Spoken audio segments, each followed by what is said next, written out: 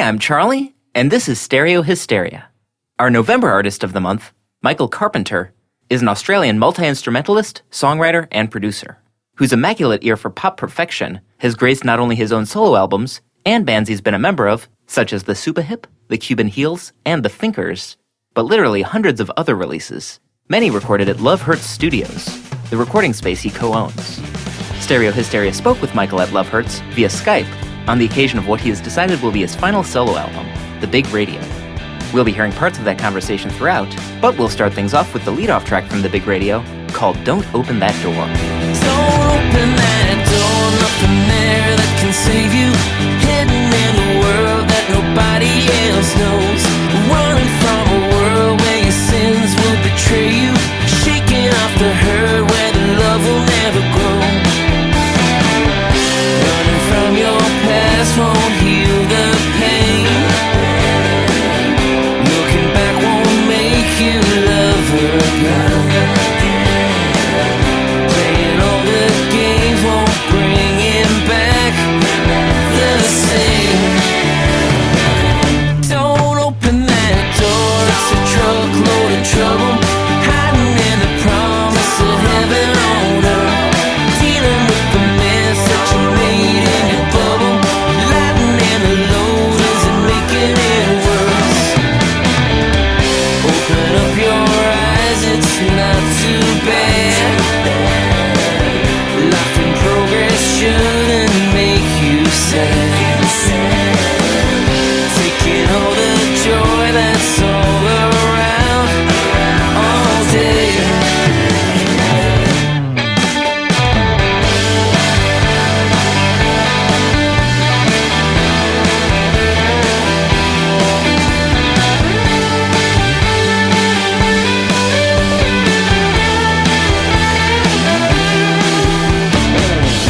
And when you tell me that you're broken, I can't heal the break. And if you feel your heart is frozen, I will help you wait.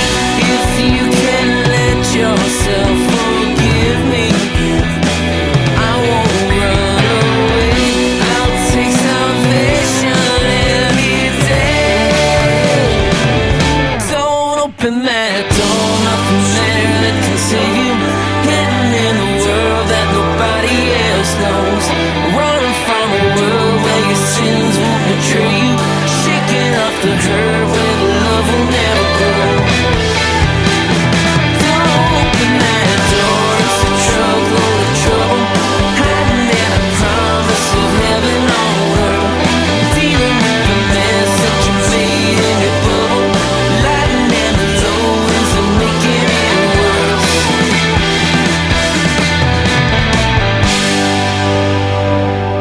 Hello. Hey, Charlie, how you going? I'm good, how are you? Good, man. Are you at Love Hurts? Yeah, this is my studio. There's no shortage of guitars on the walls, and it's a small room, but it does all we needed to do. Is this where The Big Radio was recorded? Almost all of it, yeah. Because the Big Radio was part of a crowdfunding thing, and because it's kind of the last record, I wanted to have a few experiences of going into a few other studios. I spend all day, every day in this room, and I've got a whole bunch of other producers and engineer friends who I love and whose studios I love, who just keep on saying, come into our space for a session. Mm-hmm. So we did some sessions there. There's another bigger studio kind of next door to us called Linear Recordings, where the Passenger record was done and a whole bunch of records was done, and I've got good friends who work in there, obviously. So I did some of it in there, and another really good friend of mine, a mastering guy called Rick O'Neill, who's been a friend of mine for about 15 years.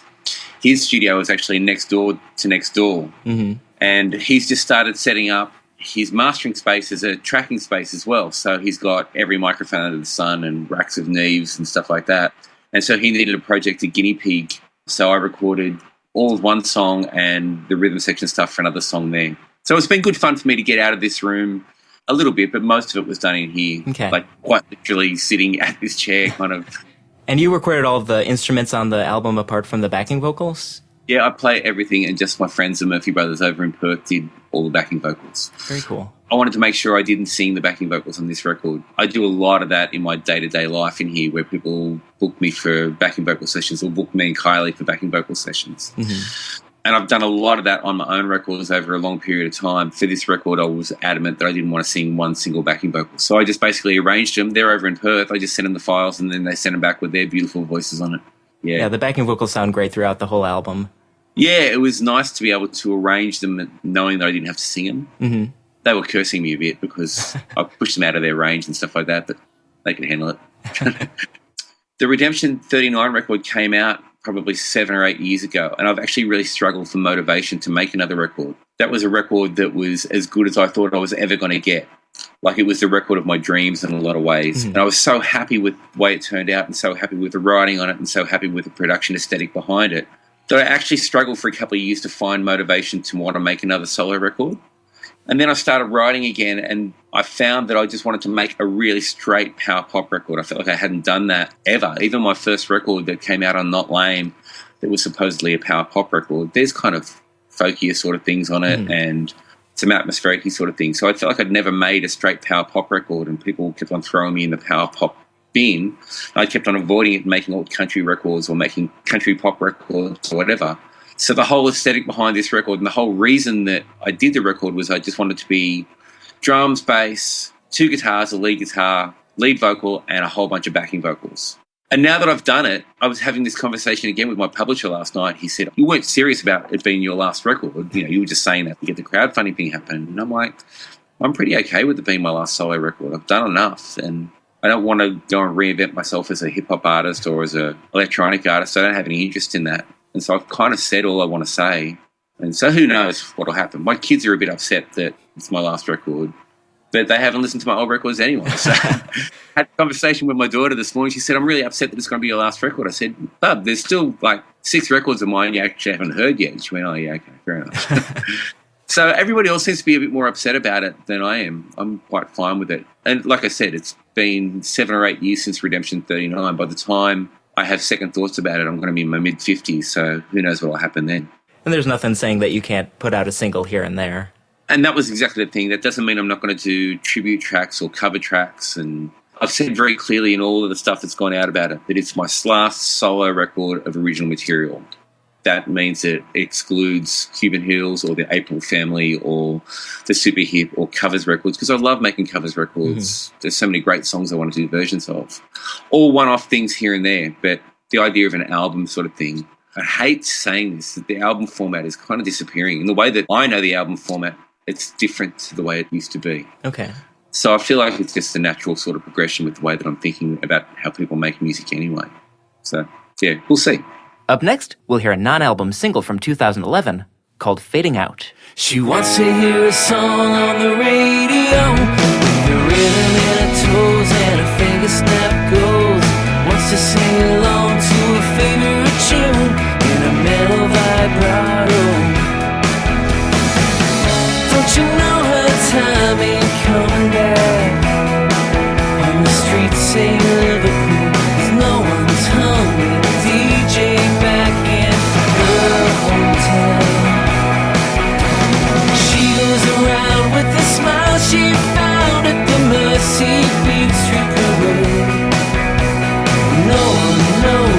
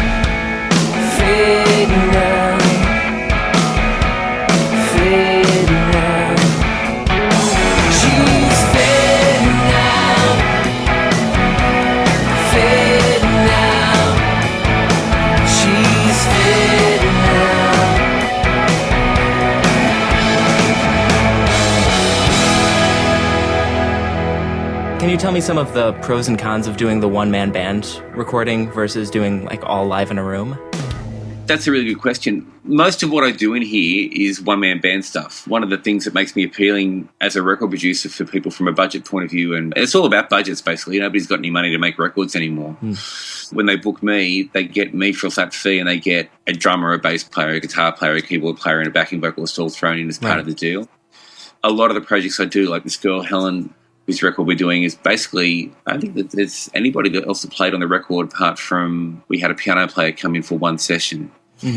So it's just economics, and from a scheduling point of view, it means that I'm here, people can say, I'm going to book you for a day, we can get through a song in a day without having to worry about the availability of the guitar player or the availability of the drummer. So I don't really have a preference. It's whatever the job needs, I guess. You're a utility player. Well, I think that from a producer's point of view, I always say that I'm a facilitator. Okay. It's more about, here's the record, here's the brief that the artist tells me that we need to do, and I'm quite happy to get people in to play on it. There's no control freak in me about it. But a lot of what happens is I'll pitch to somebody the idea of getting a drummer and a bass player and a guitar player in to track the record or any combination of that. And then they'll say to me, oh, well, what did you do on this record or that record that they would have heard? Then I'll say, well, that's just all me. And they go, well, you just do it. So I've made a lot of records, and I've probably been the band on, 400 or 500 records at this point. Wow. Often people will come to me on the back of things that they've heard, and they'll say, can you just do that on our record? And that's just generally me. And then I talk through budget options, and they go, well, you just do it because budget-wise it's going to make more sense. In terms of my projects, there was a significant thing that happened to me on the back of, I think, my fourth record. I started to get a real head of steam up on the third record, and I actually sold quite a lot of copies of the King's Roadworks record through Europe and the UK and got a lot of radio play and went and toured on the back of that and was right on the cusp of doing something a little bit more substantial. I think that record sold, 7,000 or 8,000 copies worldwide, which isn't a lot, but for, self-funded indie artists was pretty good. So the next record, I thought there was a level of expectation with it. And that was Rolling Ball? Yep, and it was a better record, and nobody was interested in it. The moment had passed because it was 18 months later or 12 months later or something like that. And at that point, it was really liberating. At that point, I just kind of went, well, that means I can just do whatever I want. Here's a song from 2004's Rolling Ball called Nothing at All. You've got your tattered past, it's like a ball and chain. The way it drags you down feels like you'll go insane. You let it get to you the way they said it would, and you don't feel nothing at all. You take your precious things and put them in your room. They help you through the days, help you get through the gloom. They speak of something else you never could explain, but they don't mean nothing at all.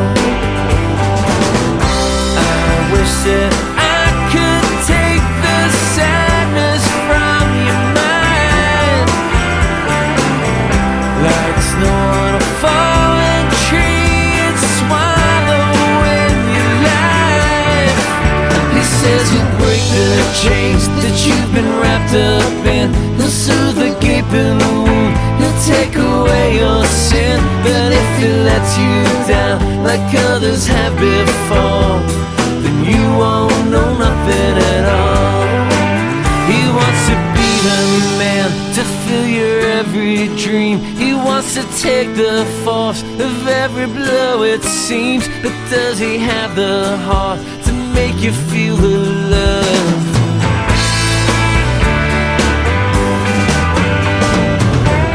I wish that I could take the questions from your mind, but he's the one who says that he can change your life. You've got your broken heart, some days it's beating slow. He wants to be the breath that makes you live and grow. I guess the time will tell if it will ever be that you don't fear nothing at all. You don't fear nothing at all. You don't fear nothing at all.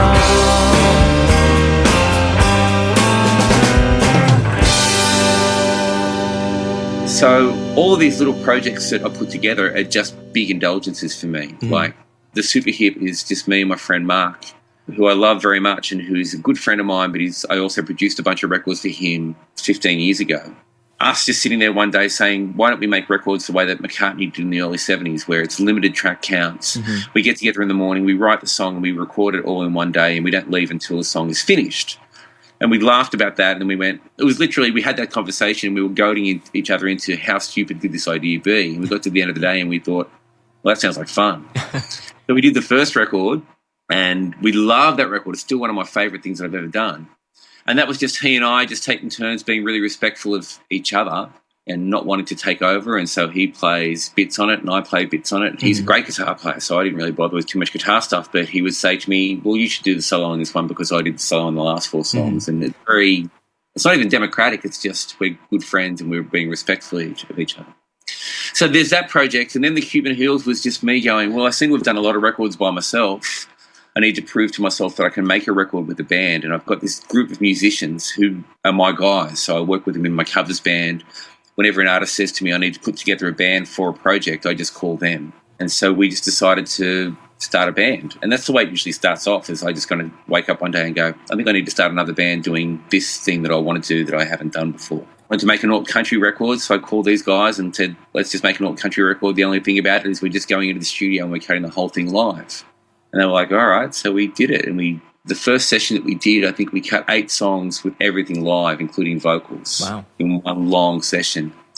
So we did basically 3 sessions over an 18-month period, and that was the first Cuban Hills record. From 2010's The Completed Cuban Hills, here's a track called Workin' for a Living.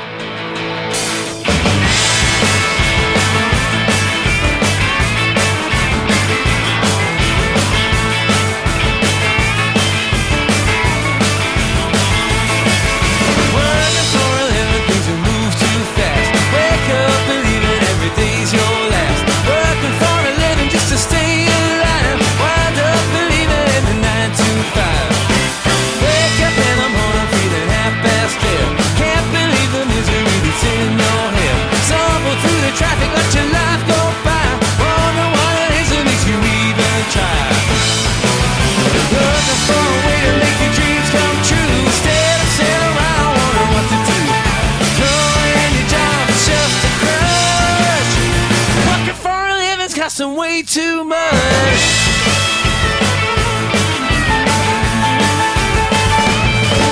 Get to the office, see the work piled up, see the desperation in your coffee cup. Everyone around you's either in a trance. Can't believe you want to do this dance. Must be something going on out there. Can you imagine what it's like to care about the thing you're doing every day? It's a dream. Looking for a way to make your dreams come true. Instead of sitting around wondering what to do. Throwing your job is just a crush. Working for a living's costing way too much.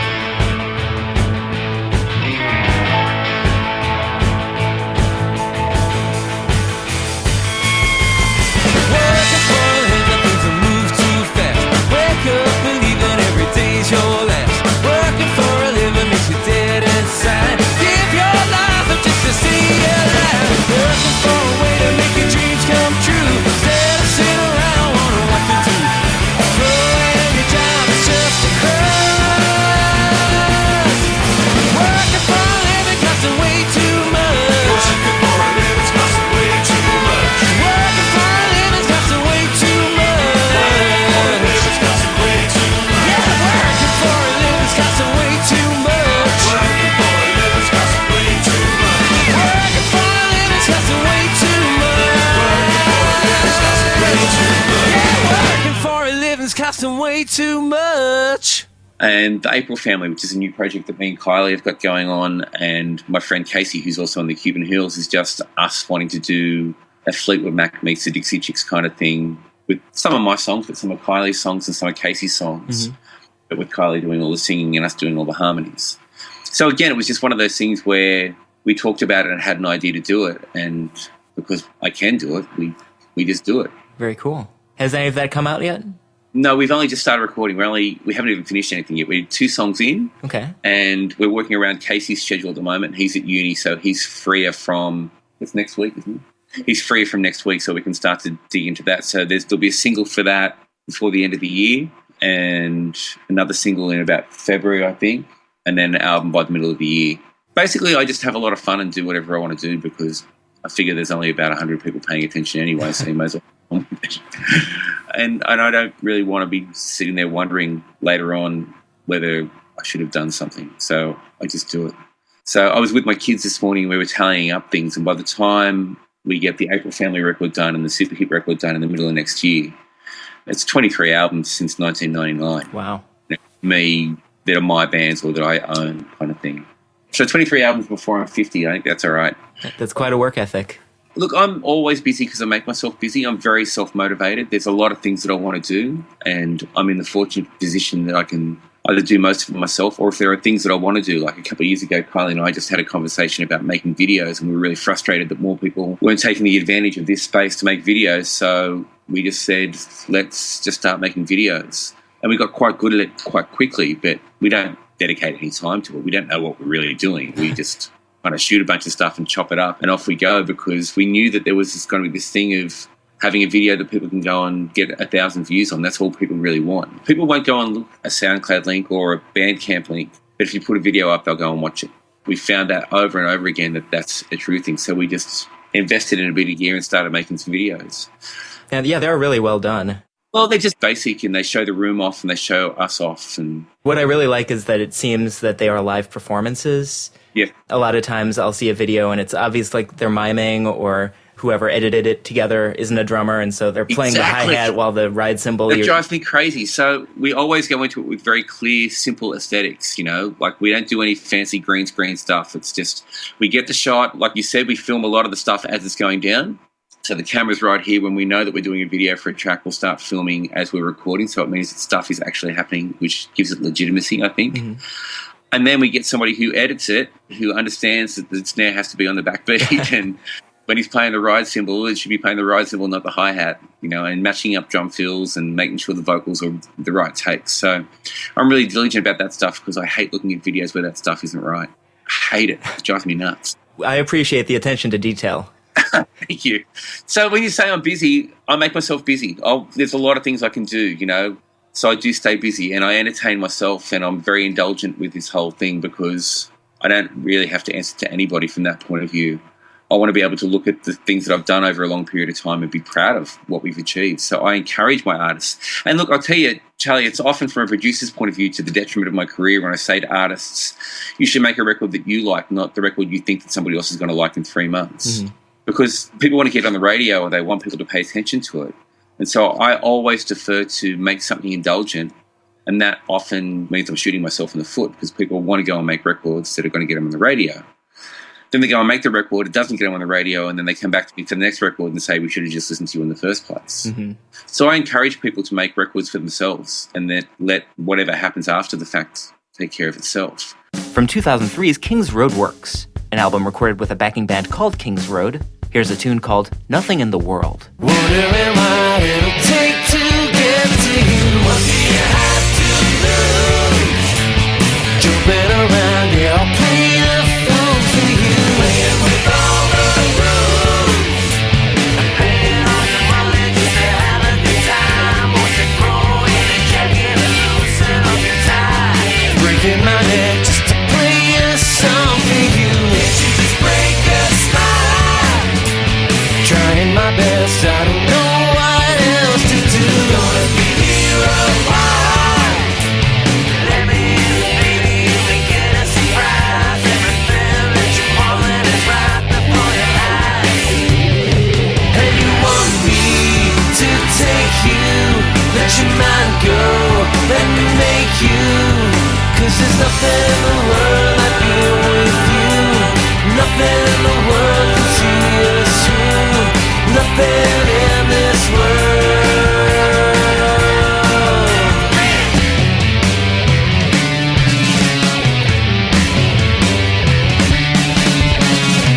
Open the door, let me take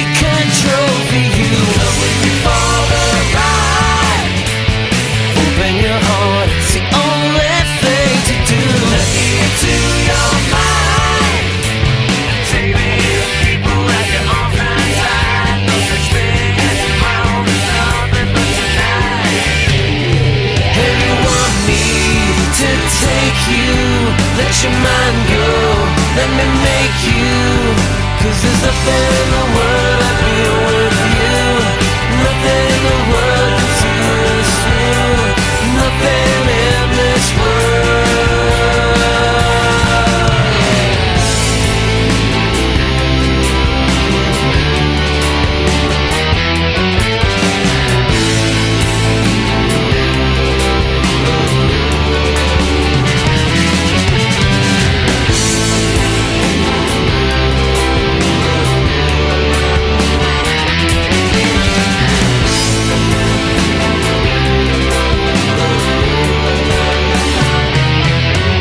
And you want me to take you, let your mind go, let me make you. 'Cause there's nothing in the world I'd be with you. Nothing in the world can see us through. Nothing in the world I'd be with you. Nothing in the world can see us through. Nothing in the world I'd be with you.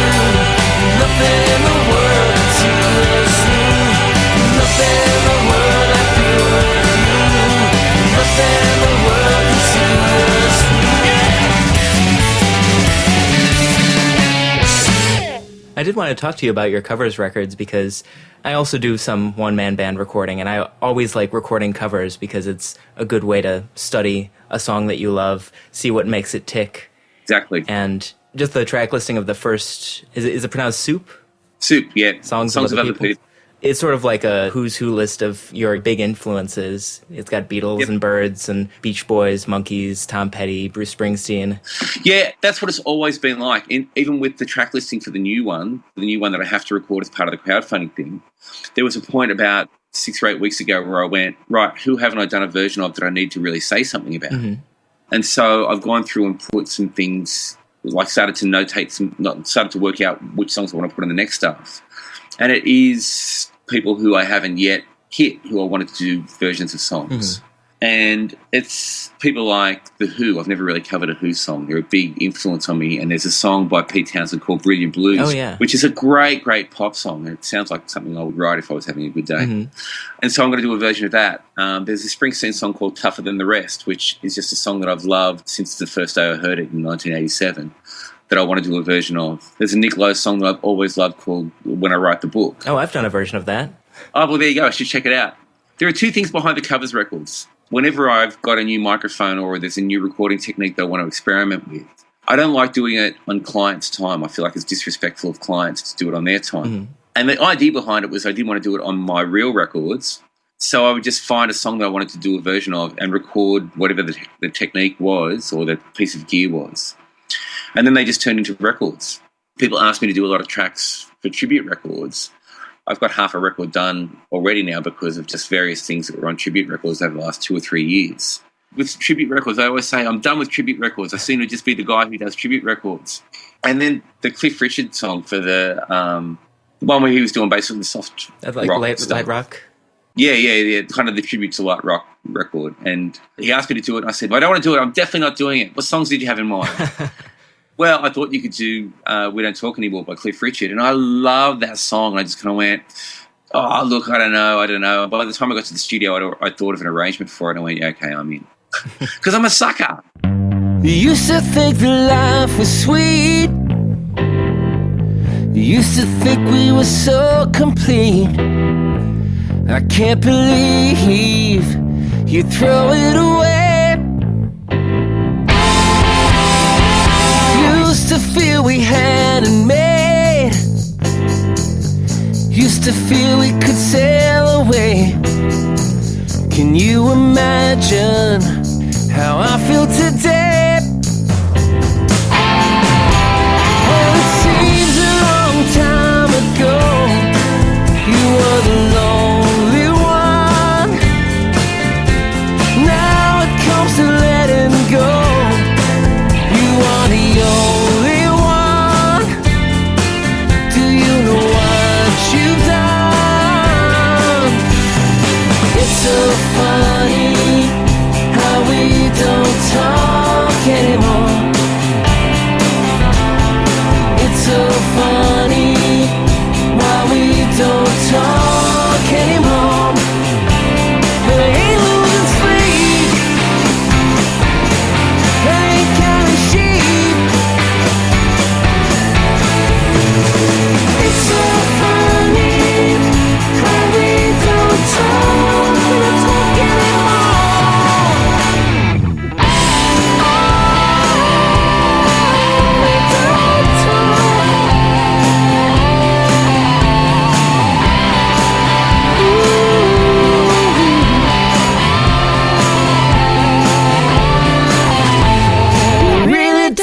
matter to me.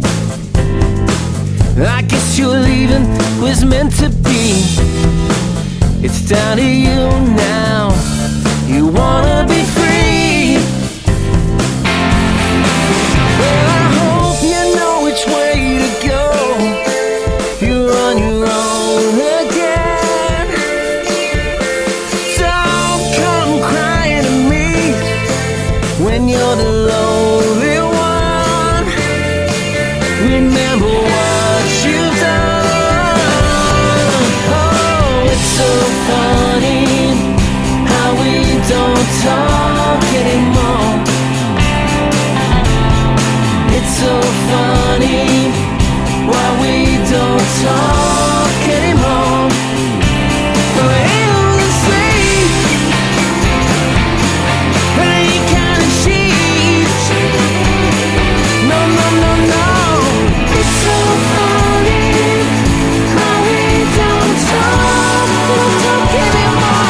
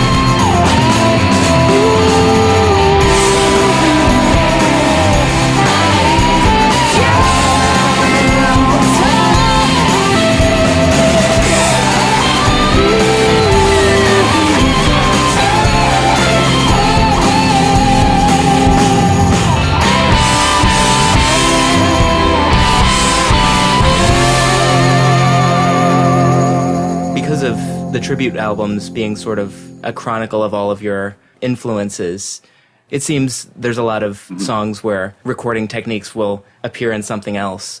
Like on the first one, you did a really good one-man version of Rain. Yeah. But the Supahip song, Satellite, is really great because it adds a whole bunch of harmonic stuff that's not in the original, and it's just like its own song, but it still feels a lot like Rain. You've hit on two really interesting things, and I really appreciate you hitting on that. Rain, when I recorded first in I think that's the oldest song I think I've actually ever released. I think that was recorded in about 94 or 95. And what that was all about was I was reading the Mark Lewison Beatles recording book. I'm a massive Beatles nerd, like of the highest order. Like not only from a playing point of view, but all the recording techniques. And so I'm really in.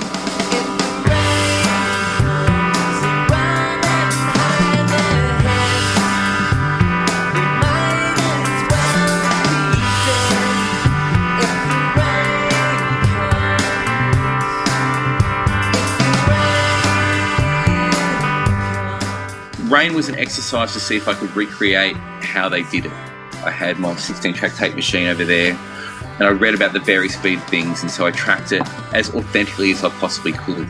So I recorded the rhythm section up a tone and then slowed the tape down, all of that sort of stuff. So it was just an exercise in getting as close as I possibly could to the original recording, experimenting with bus compressing on the drums to make sure we get the swooshy sound from the cymbals and all that sort of stuff that I was reading about and learning about. So that was that then. In 1995. You fast forward 10 years, I've made a lot of records by that point, and Mark actually brought in Satellite, and he said, I've always wanted to record a song that was a very clear Beatles pastiche, but all the projects I've been in, they've all kind of went, we can't rip off the Beatles because it's such a cliche thing to do. But because we were just having fun and entertaining ourselves, we went, well, let's just make this as authentically Revolver as we can. I knew it was coming, and so I actually even went and bought things like the D19 microphones that they were using for drums at that point. I went and found one that was relatively cheap, and I found some things that were not the D19s, but were the next model when the D19 was improved, the D124 or whatever it was. Mm-hmm. And so we recorded it more authentically than the Rain sessions because we knew what we were doing at that point. I'd had 10 years more experience, and so we really dived into it. And I feel like we got closer with the sound of the Revolver record on Satellite than we did on the cover of Rain, just because I think I was better at what I was doing at that point. We weren't hiding from it. We were very clearly trying to make Revolver. From the Supahip's first and only album to date, 2005's Seize the World, here's the very Beatley track, Satellite. You look so pretty here tonight, or is it just a trick of the light? The satellite is tracking you, records your secret rendezvous. Tell your lies, avert your eyes, it sees right through that cheap disguise. The satellite sees everything, all your secrets and all your sins. Still the satellite looks down and it sees everything. Still the satellite spins round, but I can't hide this love. Oh.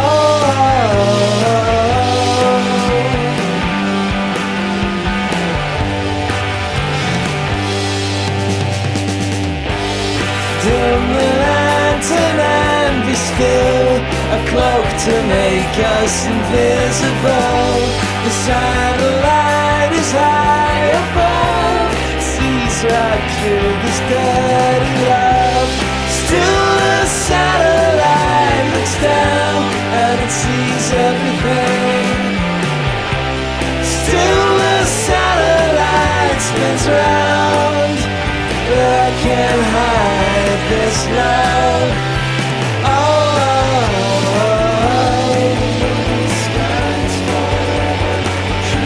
Just look at the state I'm in.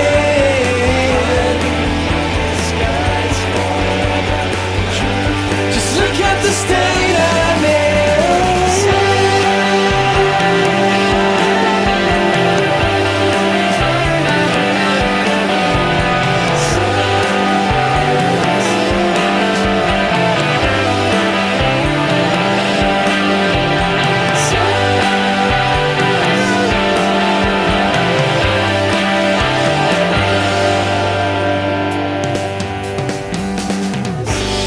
Blinks his eye, a shot of clicks. She never dreamed it would come to this. The satellite sees everything, all your secrets and all your sins. Still the satellite looks down and it sees everything. Still the satellite spins round, but I can't hide this love. Still the satellite looks down and it sees everything. Still the satellite spins round, and I can't hide this love.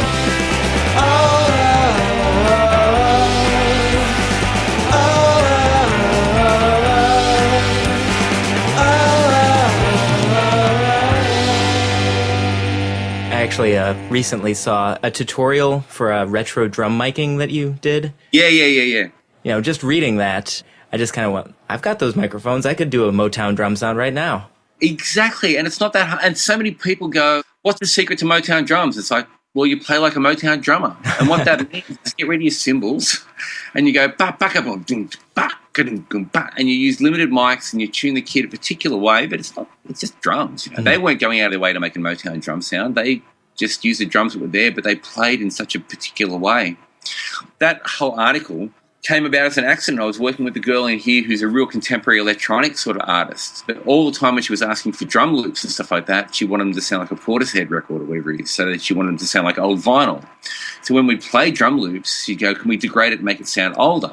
We were sitting here one day and we had a perfectly normal sounding drum loop and I was trying to degrade it, putting, filters on it and stuff like that. I just kind of went, I reckon there's a magazine article on this. So I just sent my editor through a thing saying, this seems to be coming up a lot. What do you think? And he wrote back and said, do me a 2-paragraph synopsis. So I did it, and he went, great, give me 3,000 words. It ended up being 4,500 words with audio and pictures and the whole thing. So I was really proud of that because it was really playing to my strengths. I love that stuff. And a lot of it is just basic gear. People think that it's fancy gear, but it's not. A lot of the Beatles drum sounds, it's equivalent of them putting an SM57 over the top of their drum kit. And a lot of the reasons they did that is because they didn't want Ringo hitting the good mics. And that's the absolute truth. I had dinner with Jeff Emmerich, and he was telling me that a lot of the reasons they used dynamic mics on the drum kit in Abbey Road was because they were so concerned about putting condenser microphones over drum kits because they would get hit with drumsticks. So there was a rule that just said you have to put up the cheaper microphones on the drum kits. We will not let you put up the expensive microphones. That was it. That's the Beatles' drum sound, was just Abbey Road going, we don't want drummers hitting our U87s and our U67s. That's the story. So they put up their cheapo microphones, and that became the Beatles' drum sound. I just love stuff like that. Up next, we'll hear the title track of Michael's second album, 2000's Hopefulness.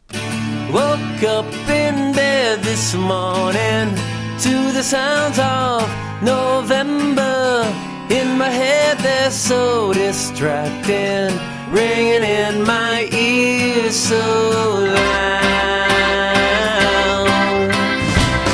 Kiss my girl, she looks so pretty as a picture on a postcard from a place so far away from where I am right now.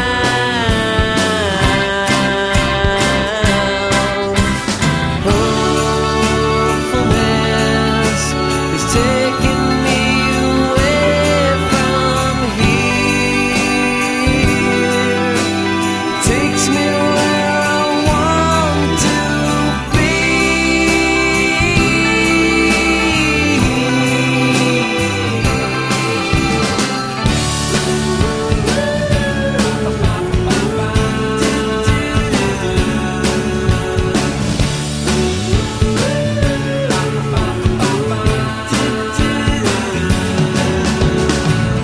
In the car, the morning traffic, missed the bumper of the car that's driving off so far away now, wishing it was me.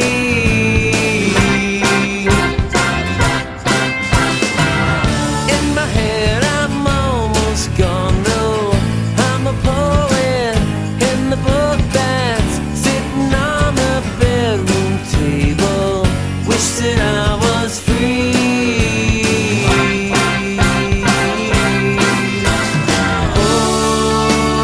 Hopefulness is taking me away from here. Takes me where I want to be.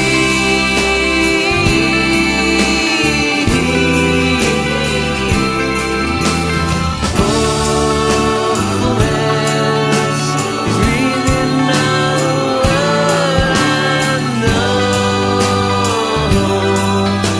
It says the things I want to say.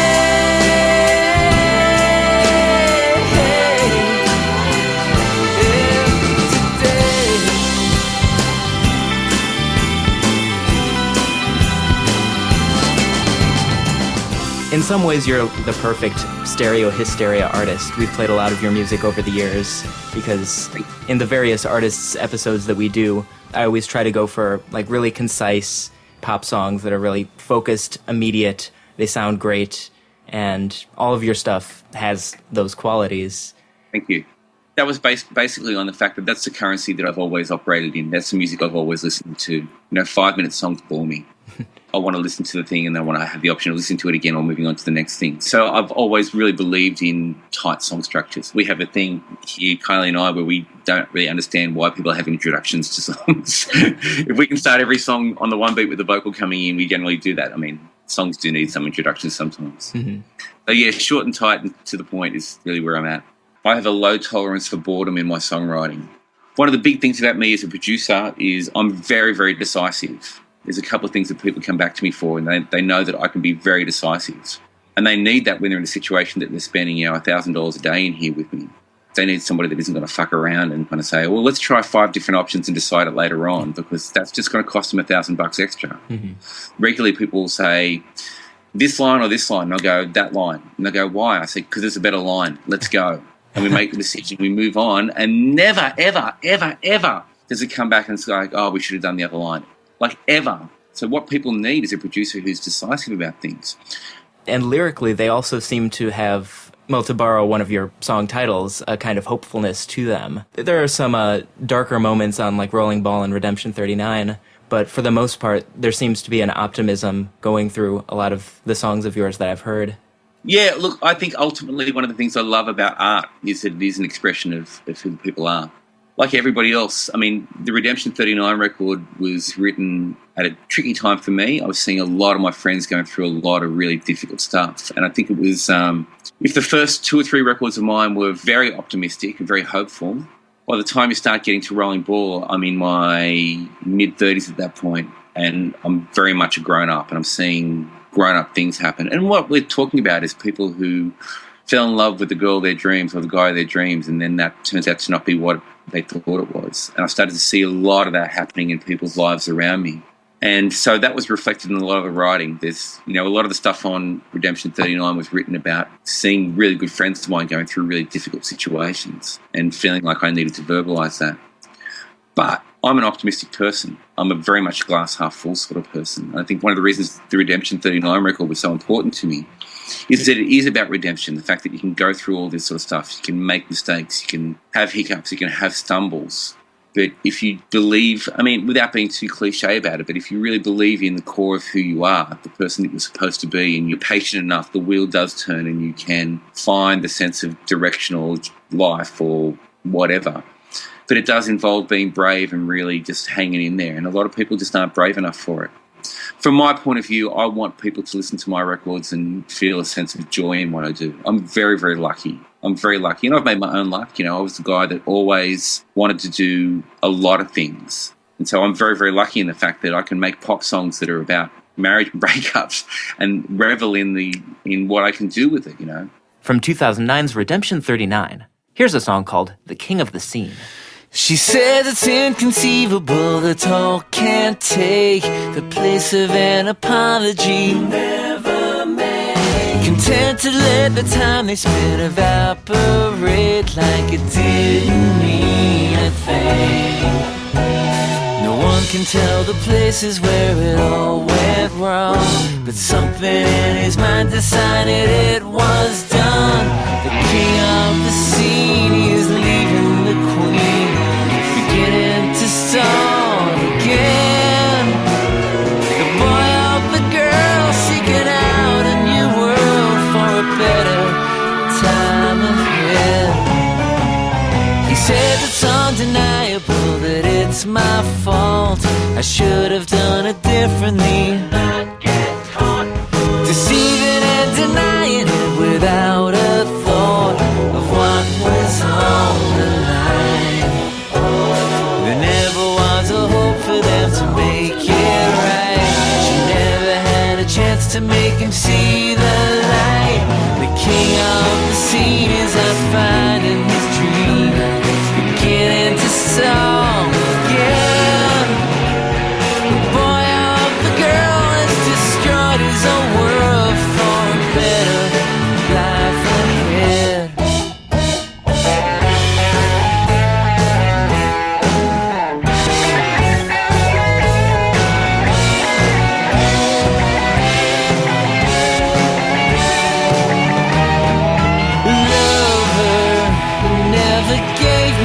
Chance to show you all the world. It's beautiful, wonderful, magical. Now it's gone away. Lover, you never gave me a chance to show you all the world. I do love writing at the moment. I went through a long period after the Redemption record where I felt like I didn't have anything to say and I didn't really write very much at all. I was quite happy just recording covers and I think that the Redemption record was a heavy record for me to write.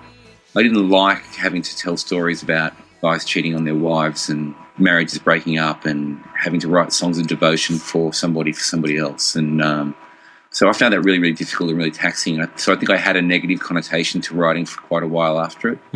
Like I said, I think art is an expression of who you are. I think that the records that I make for other people, they are joyful records, because I don't really believe in the whole thing of coming into studios and struggling to make records. I don't understand that.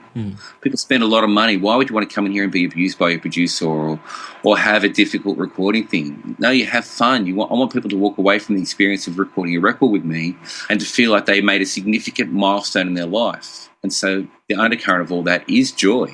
And I think it's a positive thing to put out in the world. There's no shortage of crappy things out there in the world. So if I can have some choice to, when people listen to the things I do, that there is joy, or people are celebrating the fact that they are drawing a line in the sand and saying, this is me here now and this is as good as I'm going to get. I think that's an important thing to put out into the world. So I like the idea that people listen to my music and that there is a sense of joy. I wanted on the new record for there to be more joy. There's heavier things on the Redemption record. There's some stuff on the Redemption record that I'm really proud of because of the fact that it's really diving into it. But with this record, I wanted to lock into the innocent feeling that we all get where we pick up a guitar like this and we play a D chord, and it's no different to how it felt to me when I was 13 years old, when it first made sense. So there's a lot of big strummy chords on this record because I wanted to feel like that great sense of abandon and joy that you get when you just strap on a guitar and you sit behind a drum kit and you go, bang, we're into it kind of thing. From the Big Radio, here's a wonderfully propulsive track called I've Been Lovin' You.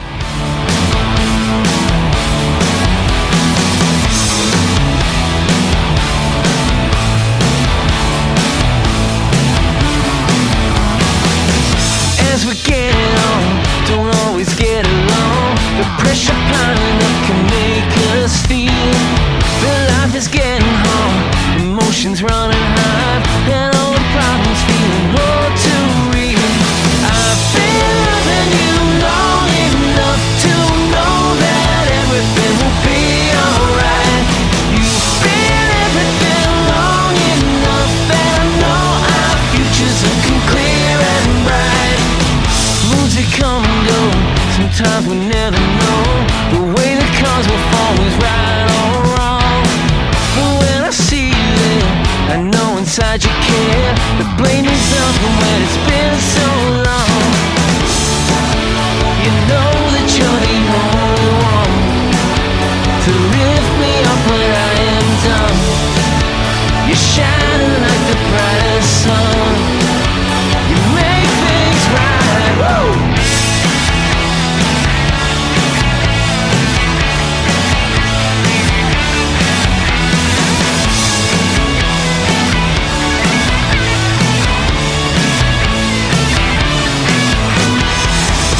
As we're getting on, don't always get along. The years keep piling up and make us feel that life is getting hard, emotions running out, and all the troubles feeling all too real.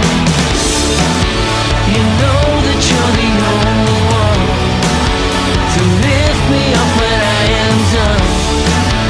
You're shining like the brightest sun. You make things right. You make things right. I've been loving you long enough to know that everything will be alright. You've been everything long enough that I know our future's looking clear and bright. I've been loving you long enough to know that everything will be alright. You've been everything long enough that I know our future's looking clear and bright. What's the significance of the title of the new album, The Big Radio? I know that you have a record label called Big Radio Records, Yeah. but is there more to it than that? Yeah, there is. I've never struggled for an album title. I've always often had the album title before the album, in much the same way as I have usually the song title before the song. So I've got a little note in my phone where I just write song titles. As I think of the song title, I write the song title and then the song comes after. This record, because it's been a long time coming, I didn't really have an album title for it. It's funny that Kylie's in the room while all this is going on, because Kylie's my wingman with all this sort of stuff. So I'll have a concept and I'll run it behind her, and she's partly responsible for the crowdfunding thing. And because I was very nervous about doing it, and she's just like, do the freaking crowdfunding thing. You won't know, you'll never know until you do it. And so she was here with me when we put it all together to just kind of go, right, do it. And then I got to call this album something, and I didn't really know what I wanted to say.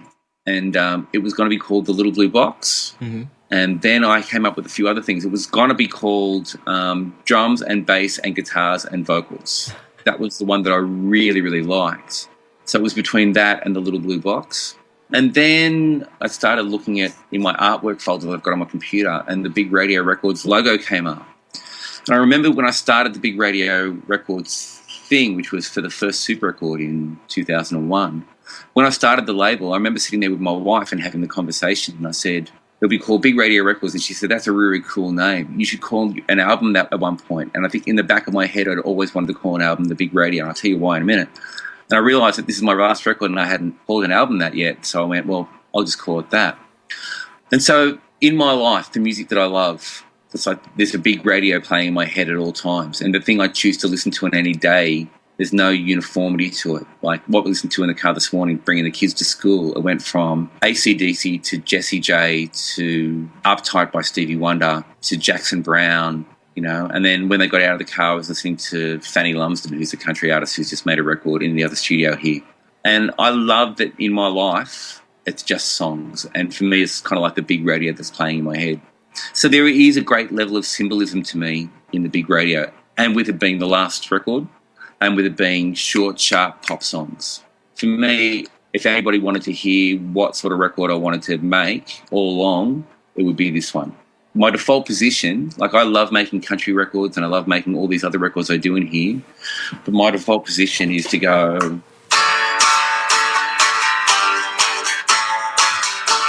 That's what I've been doing for my whole life. Mm. So when I sit down to write, that's what I want to write, and then I have to force myself to write other things that aren't that.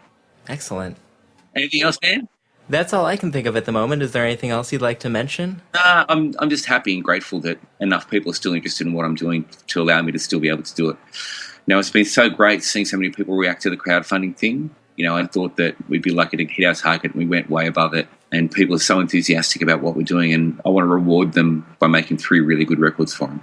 Well, the first record is fantastic. I can't wait to hear the other 2. Yeah, I'm looking forward to getting them done. All right, man. Thanks a lot for taking the time. And I'd like to thank Michael for taking the time out of his busy schedule to talk with Stereo Hysteria. To purchase or stream The Big Radio or any of Michael's previous solo albums, head to michaelcarpentermusic.bandcamp.com. Thanks for listening, and be sure to tune in again next time when our topic will be all right. This is Charlie, signing off.